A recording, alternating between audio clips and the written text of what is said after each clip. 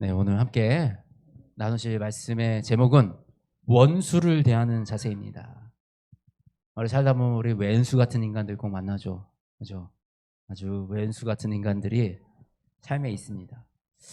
우리가 흔하게 겪는 삶의 문제들, 삶의 고충들을 큰 카테고리로 보면 이 재정적인 문제, 돈 문제로 많이 힘들어 하고요. 그리고 건강의 문제. 우리가 몸이 안 좋으면 사람들이 그렇게 힘들어 합니다. 그런데 이 관계의 문제도 빠지지 않는 우리 인생에 나오는 3대 문제 중에 하나입니다. 이 관계가 참 생각보다 어렵고 힘들고 때로는 아주 가까운 사람, 우리 뭐 가족 간의 관계 가지고 상처도 많이 받고 이래서 우리가 인간이 이 세상을 살아가면서 사회적인 동물이기 때문에 관계를 맺지 않고는 살아갈 수가 없는데 또 그 관계 때문에 상처받고 그 관계 때문에 너무나도 힘들어하는 모습을 많이 봅니다. 오늘 다윗이 바로 이 관계, 사울과의 관계로 인해서 너무나도 고통을 받고 있습니다. 다윗은 일단 먼저 자기가 뭘 잘못했는지도 몰라요. 근데 사울 왕이 자기를 너무 미워해. 내가 잘못한 것도 없는데 저 사람이 나를 미워하는 이유조차 모르고 이 미움을 당하면요. 그러면 정말 이게 사람을 정말 미치게 합니다. 왜 이러지? 저 사람 도대체 내가 무슨 잘못을 했지? 밤새 잠도 못 자고 계속 그 생각을 되뇌이는 그런 우리가 이 모습을 보이게 됩니다. 도대체 사울은 왜 그 앞에서 내가 너를 결코 죽이지 않으리라 그래서 앞에서 수금을 타라 이랬다가 갑자기 창을 던지고 어? 이거 왜 이러지? 다윗이 너무너무나 이 마음이 상하고 어려운 상태였습니다. 왜 사울 왕은 왜 이렇게 변덕이 심했을까? 그 마음에 변덕이 들끓죽하는 겁니다. 사실 우리가 정말 힘든 것 중에서 힘든 관계 중에 하나가 일관성이 없는 사람을 대할 때 정말 힘듭니다. 때로는 이 말하는 것과 행동이 전혀 다른 사람이 있어요. 나는 이런 사람이야. 나는 이렇게 행동해. 라고 얘기하는데 뒤에 딱 돌아보면 전혀 다르게 행동하고 있고 전혀 다르게 살고 있어요. 이런 모습을 보면 아주 그냥 이 화가 납니다. 그죠? 이 우리가 흔히 얘기하는 지행격차. 내가 아는 것과 행동의 격차가 심하면요. 내가 아는 지식이 아니라 배설물이 돼 버립니다. 내가 알고 행동하지 못하는데 내 입으로 그냥 뱉으면서 이렇게 살아라. 이게 맞다라고 얘기하는 것은 도리어 모르는 것만도 못한 아주 역겨운 냄새가 나는 그런 지식이 되어 버립니다. 사실 우리 믿음의 사람들도 우리 하나님의 말씀을 듣고 하나님의 말씀대로 살아내지 못하며 입으로는 멋진 말들 하는데 내 삶이 그렇게 살아내지 못하면 이 세상 사람들이 봤을 때 우리의 삶이 바로 그 냄새 나는 삶것처럼 배설물의 냄새가 나는 것처럼 이렇게 더러워 보이고 또 아주 추악해 보이는 그런 모습을 우리가 가질 수도 있다라는 것입니다. 그래서 사실 우리가 입술로 말을 내뱉는 거를 굉장히 조심해야 돼요. 내가 말을 내뱉는 것보다 내가 그렇게 살려고 노력하는 것이 훨씬 유익하고 내가 다른 사람 앞에 너 이렇게 살아라고 얘기하는 것보다 내가 그렇게 사는 모습을 보여주는 것이 훨씬 더 영향력이 큽니다. 근데 이 사울은 지금 어땠냐? 죄송합니다. 우리 사울 형제님이 앞에 앉아 계시니까 참 설교하기가 불편합니다. 네. 우리 사울 왕은 어땠냐 하면 이 정말 이랬다가 저랬다가 어제 마음 다르고 오늘 마음 다르고 그리고 왔다 갔다 하는 그런 모습을 보여줍니다. 왜 그랬을까? 사람이 왜 그렇게 마음에 변덕이 심할까? 그 안을 들어가 보면 사울의 그 변덕스러운 그 행동의 중심에는 두려움이라는 마음이 있었습니다. 두려운 거예요. 사울의 살아가는 모습들이 이렇게 잠깐 드러날 때 보면 사울은 항상 옆에 창을 가지고 있었어요. 앞에서 다윗이 수금을 탈 때 창을 던졌죠. 2번이나. 앞에서 지금 이 자신을 릴렉스하게 이렇게 풀어주려고 편안하게 해주려고 수금을 타고 있는데 굳이 옆에 창을 세워놓고 창을 가지고 있었고요. 또 자신의 아들한테도 창을 던졌습니다. 나를 해하라고 한다고. 다윗이랑 공무해서 나를 죽이려고 한다고 아들에게도 창을 던지고. 언제나 보면 항상 곁에 창을 두고 무기를 두고 누가 나를 공격할까? 누가 나를 배신할까? 이것을 염려해 두고 살아갔던 그런 모습입니다. 이 변덕스럽고 이 변덕이 들끓는 듯이 하고 우리가 사람을 대하는 게 왔다 갔다 하는 사람들의 그 중심에는 이렇게 그 사람의 두려움이 있어요. 사람들이 나를 배신하면 어떡하지? 저 사람이 나를 등에 칼을 찌르면 어떡하지? 아, 저 사람은 이렇게 할 거야. 아, 저 사람은 이럴 거야 라고 내가 속단하고 내가 이렇게 혼자 겁을 먹는 그런 모습을 보입니다. 그렇다면 도대체 이런 두려움은 어디서 기인 데에서 나왔는가? 우리 말씀 속에서 성경에서 가장 처음으로 두려움이라는 단어가 어디 나오셨는지 혹시 아십니까? 누가 가장 먼저 두려워했을까요? 우리 첫째 인간 아담과 하와. 언제 그들이 두려워했어요? 그들이 선악과를 따먹었는데 하나님이 그들을 찾았어요. 하나님이 아담과 하와를 그 하나 먹지 말라던 그 선악과를 따먹었다고 하나님이 그들을 불렀습니다. 내가 어디 있느냐? 그랬더니 그때 이 아담과 하와가 이렇게 대답합니다. 내가 동산에서 하나님의 소리를 듣고 내가 벗었으므로 두려워하여 숨었나이다. 두려워했다. 이 두려움의 이유, 우리의 두려움의 본질적인 이유는 하나님을 등지는 걸로부터 시작이 되었다라는 것이에요. 우리가 하나님을 등져서 하나님께 죄짐으로 말미암아 우리 인간에게 이 두려움이라는 마음이 들어왔다라는 것입니다. 사실 우리가 이 불쑥불쑥 찾아오는 불안감, 두려움, 여러 가지 이유가 있을 수 있어요. 뭐 경제적인 문제로 있을 수도 있고, 사고의 위협으로 이럴 수도 있고, 내가 어떤 가진 거를 잃어버릴까 이런 것도 있고, 내 미래가 어떻게 잘못될까 봐 여러 가지 불안이 있을 수 있습니다. 그런데 이 모든 불안이 어디서부터 시작되느냐? 하나님과 나의 거리가 멀어짐으로부터 이 불안이 시작되어 우리 틈에 들어왔다라는 것입니다. 사실 하나님을 온전히 믿기 시작하면 우리의 마음속에 불안이 없어지기 시작합니다. 왜요? 하나님은요, 천지를 창조하신 분이거든요. 하나님은 이 세상 만물을 다 지으신 분이거든요. 하나님은 능력 있으신 분이거든요. 근데 그분이 나를 자녀 삼아 주셨어요. 그분이 내 편에 계세요. 그러면 내가 하나님의 관계가 회복되면 더 이상 내가 두려워할 게 사실은 없어집니다. 우리의 두려움은 하나님과의 관계 회복으로 사라집니다. 이 얘기인즉 우리의 두려움의 시작은 우리의 죄에 있다라는 것입니다. 우리가 하나님과 멀어진 죄, 하나님을 등진 죄, 하나님을 향하지 않고 내가 세상을 향하여 내 뜻대로 나가고자 하는 그 강한 의지 가운데 우리 인생의 두려움이 틈타 싹 튼다라는 것입니다. 그런데 성경에서 또 뭐라고 말씀하시냐면 이런 두려움은 우리의 선택의 문제다라고도 말씀을 하십니다. 우리 마태복음 10장 28절 말씀인데 몸은 죽어도 영혼은 능히 죽이지 못하는 자들을 두려워하지 말고 오직 몸과 영혼을 능히 지옥에 멸하실 수 있는 이를 두려워하라. 누굴 두려워하라고요? 여호와 하나님. 세상에서 사람들은 우리를 해봤자 우리의 육체밖에 못 죽이는데 하나님은 우리의 육신과 영혼까지 지옥에 보내실 수 있는 그런 분이시라라는 사실입니다. 요즘 전쟁이 났죠. 러시아군과 우크라이나군이 막 전쟁에 싸우고 있습니다. 러시아군들이 싸우다가 후퇴하면요, 뒤에서 후퇴하는 병사들만 죽이는 군대가 따로 있대요. 부대가.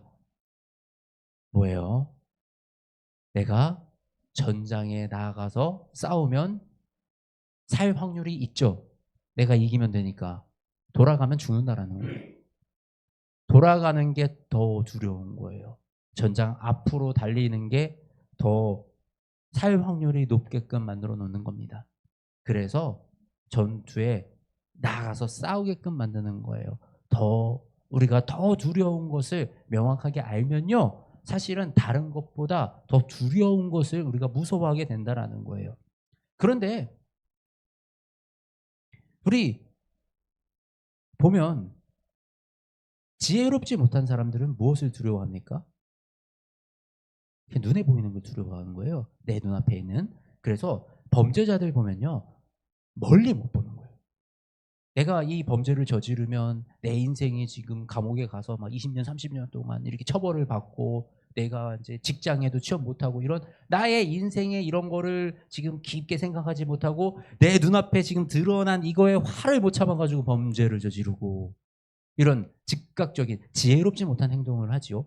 그런데 우리의 인생을 놓고 보면 우리가 정말 지혜롭다면 영원을 함께 하시는 하나님이 두렵습니까? 아니면 지금 내가 잠깐 스쳐 지나갈 오늘의 이 힘든 일들, 지금 나에게 펼쳐진 이 상황이 두려운 일입니까?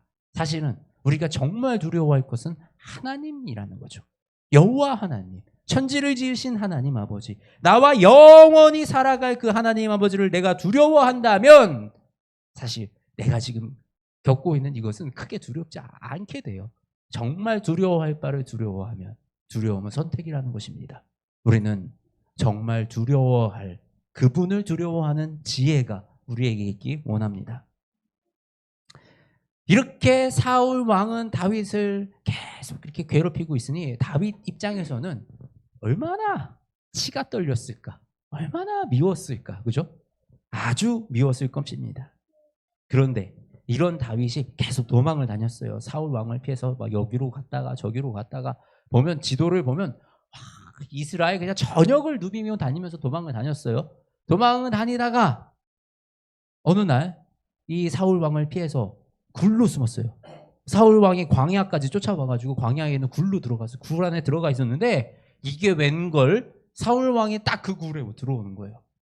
그러고 나서 그 굴에서 다윗이 이렇게 다윗과 그 사람들 안으로 조금 더 깊은 데 들어가서 이렇게 숨어 있었더니 사울의 그 굴에서 잠을 자는 겁니다. 아, 이거는 절호의 찬스. 그죠? 내가 저 사람을 처단할 수 있는 절호의 찬스이다. 그 부하들이 왕이 하나님이 왕의 손에 저 원수를 내어주셨다. 네, 우리 처단하자. 라고 했는데 그때 본문이 바로 오늘의 본문입니다. 다윗이 어떻게 했어요? 다윗이 죽이지 않고요. 가서 옷자락만 베어가지고 온 거예요. 옷자락만.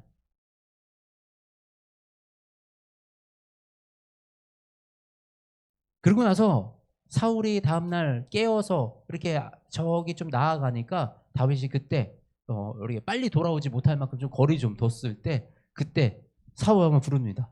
왕이시여! 그리고 사울 왕을 불러요. 그러더니 뭐라 그래요? 우리 오늘 본문 맞습니다. 여호와께서 굴에서 왕을 내 손에 넘기신 것을 왕이 아셨을 겁니다. 그러니까 당신의 생명은 내 손에 달려 있었다. 내가 바로 죽일 수 있는 상태였다. 어떤 사람이 내 부하가 나를 권하여 왕을 죽이라고 했으나 내가 왕을 아껴 말하기를 나는 내 손을 들어 줄을 해야지 아니하리니 당신은 여호와의 하나님의 기름 부은 자이기 때문이니라. 내 아버지여 보소서. 내 손에 있는 왕의 옷자락을 보소서. 내가 왕을 죽이지 아니하고 겉옷자락만 베었은즉 내 손에 악이나 죄가 없는 줄을 오늘 아실지니이다. 그대 사울 왕이여 내 생명을 찾아 해하려 하시나 나는 왕에게 범죄하지 않았습니다. 여호와께서는 나와 왕 사이를 판단하사 여호와께서 나를 위하여 왕에게 보복하시려니와 내 손으로는 왕을 해치지 않겠나이다. 정말 이 씹어 먹고 싶은 저 왼수가 내 눈앞에서 내가 목전에서 내가 팍 할 기회가 생겼는데 지금 다윗은 그 원수를 하나님의 손에 맡겨드리고 있는 거예요. 왜요? 그 다윗이 하나님의 기름 부으심을 받은 자이기 때문입니다. 그래서 이 사울이 그 다음에 어떻게 얘기하냐면, 야, 네가 나보다 의롭다. 정말 내가 너를 그렇게 죽이려고 그랬는데 너는 나를 살려주는구나. 이러고 나서 이제 너는 앞으로 왕이 될 것이고 이스라엘의 나라가 내 손에 견고히 설 것이다. 라고 하면서 다윗을 막 높여 세웁니다. 그리고 막 선하다고 막 합니다. 그런데요, 불과 조금 있다가 또다시 사울은 다윗을 죽이러 또 와요. 그곳에서 또 한 번 다윗은 사울을 죽일 기회가 있었는데 죽이지 않고 살려줍니다. 야, 이 양반은 왜 이럴까? 이 다윗은 도대체 무슨 마음, 어떻게 저럴 수 있을까? 다윗은 정말 마음이 넓고 훌륭한 사람이라, 인품과 인성이 훌륭한 사람이라 다윗은 저렇게 멋있는 결정을 할 수 있었는가? 우리가 생각해 볼 수 있습니다. 그런데 이 두 번의 다윗이 사울 왕을 살려준 두 번의 이 사건이 있는데 두 번의 사기건 사이에 기록되어 있는 말씀이 있어요. 어떤 일이냐면 이 다윗이 자기 유다 지파의 어떤 이제 나발이라는 사람에게 이제 그 사람이 양의 털을 깎는 날, 이때 양의 털을 깎는 날은 잔칫날이에요. 잔칫날. 양의 털을 깎는 날은 잔칫날이라 양을 기르는데 도움을 줬던 사람들, 뭐 마을 사람들 뭐 다 해가지고 막 먹을 것도 풀고 막 잔치를 벌이는 이런 날인.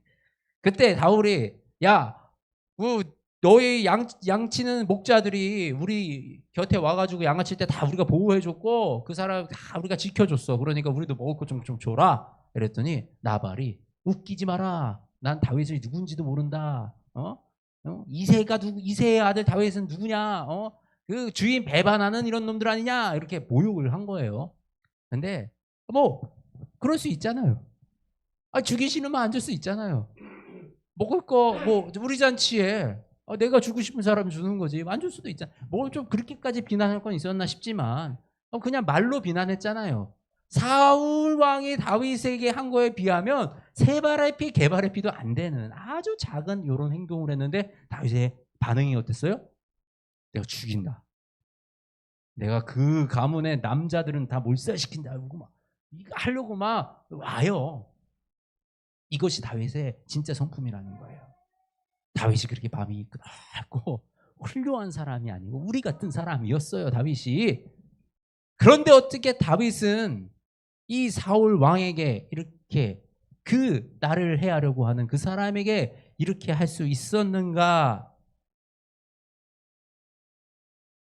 24장 10절에 뭐라고 말씀하십니까? 내가 왕을 아껴 말하기를 나는 내 손을 들어 주를 해하지 아니하리니 그는 여호와의 기름 부은 받음을 자이기 때문이라 하였느냐이다. 다윗은 사울이라는 그 한 사람을 본 게 아니고요. 하나님의 일하심을 보는 사람이었기 때문에 사울을 해할 수가 없었던 거예요. 다윗이 성품이 좋아서가 아니라 다윗이 훌륭한 사람이라서가 아니라 하나님을 의지하는 사람이었다. 그렇기 때문에 하나님의 마음을 품고 이렇게 할 수가 없었다라는 것입니다.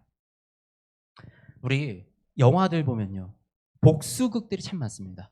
복수하는 영화들. 근데 이 복수극들의 말로 이 복수하는 사람들의 다 끝은 대부분 어떻습니까? 막 복수해서 짜릿하고 막 잘 살고 막 이렇습니까? 아니에요. 영화에서 보면 복수하는 자들의 말로는 항상 허무함과 비참함, 이것이 영화의 거의 끝의 결론입니다. 그런데 현실은 어떨까요? 현실은 더 비참해요. 복수를 하려고 하는 그 모든 삶 속에 내 안에는 아주 고통스러운 하루 그 시간들을 다 보내야 되고요. 내가 그 사람들에게 나의 모든 내가 누릴 시간, 누릴 돈, 누릴 이런 가족과의 보낼 이런 모든 에너지를 다 누군가를 미워하는데 아주 사용하게 되는 거죠. 이 누군가를 미워하는 마음은 우리의 모든 것을 블랙홀처럼 빨아들여 버리는 것입니다. 사실 우리가 원수를 미워하고 복수를 하고 이런 거를 성경 우리 예수님께서는 하지 말라고 말씀하시는 것이 그것이 바로 우리를 위한 것이기 때문이에요. 우리가 복수에 눈이 멀어서 누군가를 미워하는 마음으로 나를 대하는 그 원수를 해하려고 하는 그 마음으로 우리 인생을 살아간다 그러면 우리의 인생이 얼마나 비참하시겠습니까? 그래서 하나님은 우리에게 샘플을 보내주신 거예요. 우리가 하나님과 먼저 죄 때문에 멀어졌잖아요. 우리가 선악과 하나님의 순종하지 않음으로 인간은 하나님과 벌어지기 시작하고 그 벌어진 사이에 죄가 들어와서 이 죄로 말미암아 우리에게 두려움과 우리의 이런 문제들이 생겨나기 시작했습니다. 그런데 그런 우리 연약한 인간을 우리는 지금도 하나님을 예배드리고 하나님의 말씀을 섬긴다 하지만 지금도 우리의 삶은 순간순간 하나님을 향하지 않고 세상을 향해서 나의 욕심을 향해서 달려가는 이런 모자란 인간을 위하여 하나님은 하나뿐인 하나님의 아들이신 예수 그리스도를 우리 땅에 보내주셔서 나를 위하여 나를 대신해서 그 생명을 바치게 하셨 그 하나님의 사랑 그것이 하나님이 우리를 향한 사랑이고 하나님이 우리를 위한 용서의 방법이라는 거죠. 그래서 예수님은 우리에게 그 사랑을 강조하시고 우리가 그 사랑을 지켜나갈 것을 말씀하십니다. 우리 마태복음 5장 말씀이거든요. 마태복음 5장 말씀에 예수님은 이렇게 가르쳐주셨어요.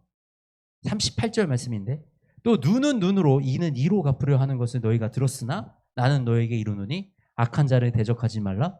누구든지 내 오른편 뺨을 치거든 왼편도 돌려대며 또 너를 고발하여 속옷을 가져가자 하는 자에게 겉옷까지도 가지게 하며 또 누구든지 억지로 오리를 가게 하거든 그 사람과 심리를 동행하고 내게 구하는 자에게 주며 내게 꾸고자 하는 자에게 거절하지 말라.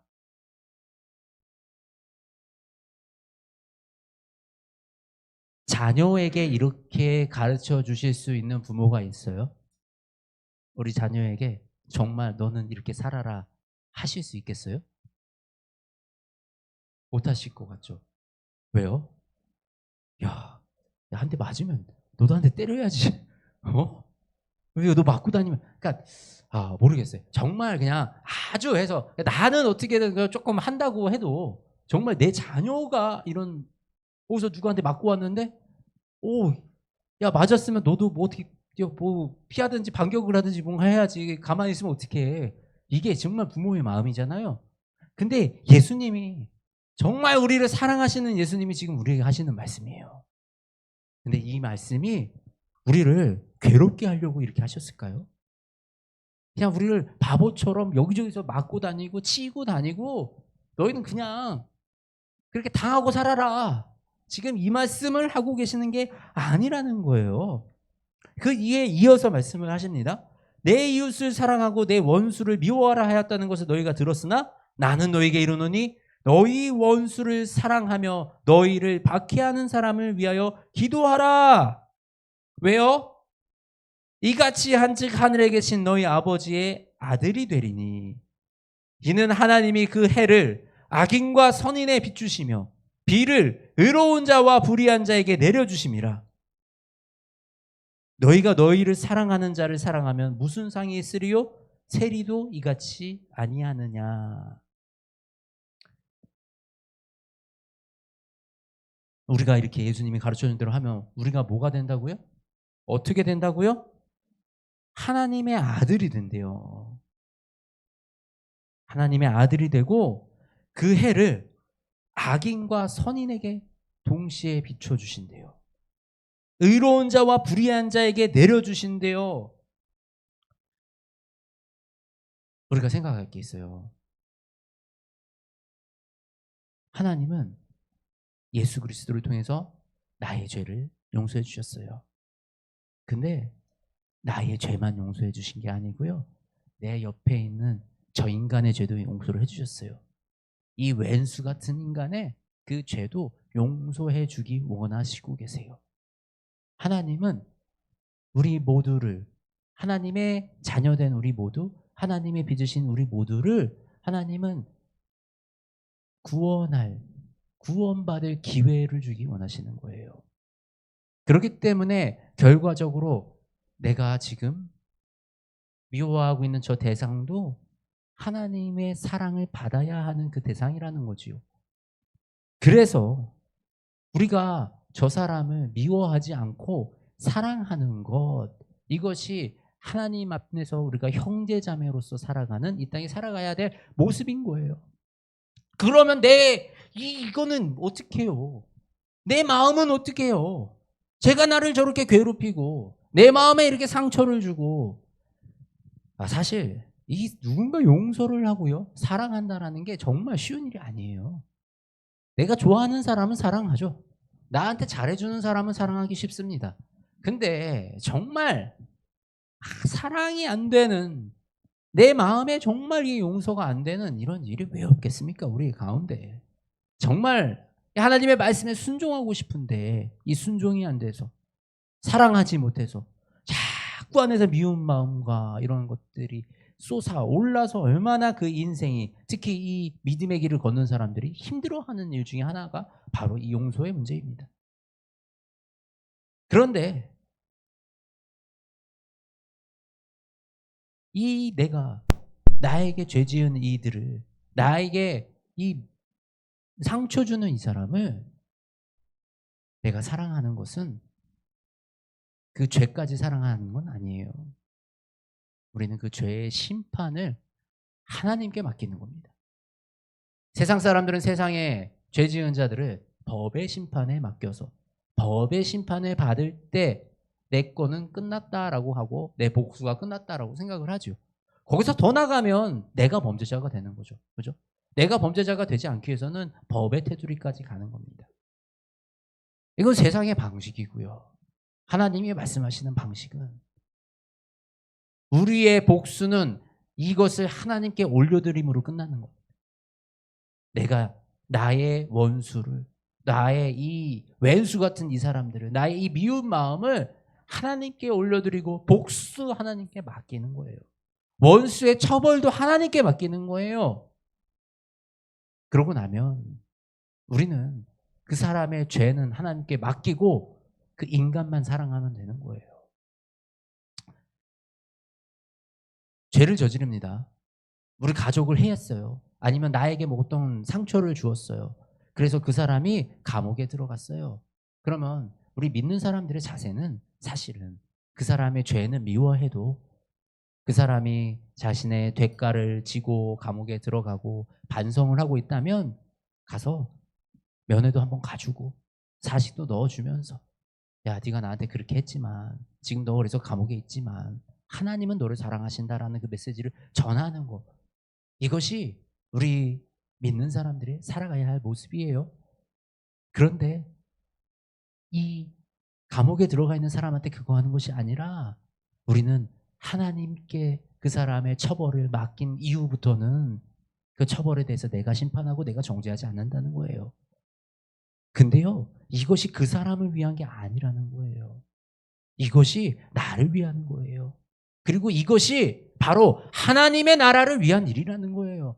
내가 하나님의 나라를 위해서 순종하는 거지, 내가 저 사람을, 내가 뭔데, 내 주제가 뭔데 내가 감히 용서하고 죄를 사여줄 능력도 없는 내가 저 사람의 죄를 판단하고 그 사람을 왼수를 내가 갚으려고 하는 것이 아니라 그것을 하나님께 맡기고, 하나님의 심판이 인간의 심판보다 더 무섭고 하나님의 심판이 인간의 심판보다 더 크니 내가 그 모든 것을 하나님께 맡기고 나는 이 땅에서 사랑하고 살아가겠습니다. 이것이 성경이 우리에게 가르쳐 주시는 그 말씀에 순종하는 것입니다. 하나님은 공의로우신 분이세요.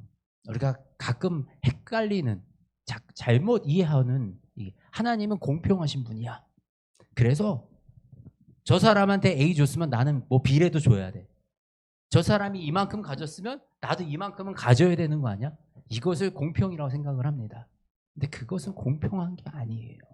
하나님은 공평을 우리에게 똑같이 나눠주시고, 내가 생각하는 공평의 잣대를 가지고 하나님이 나에게 이렇게 해주셔야 되는 게 아니고요. 하나님은 공의로우신 분이에요.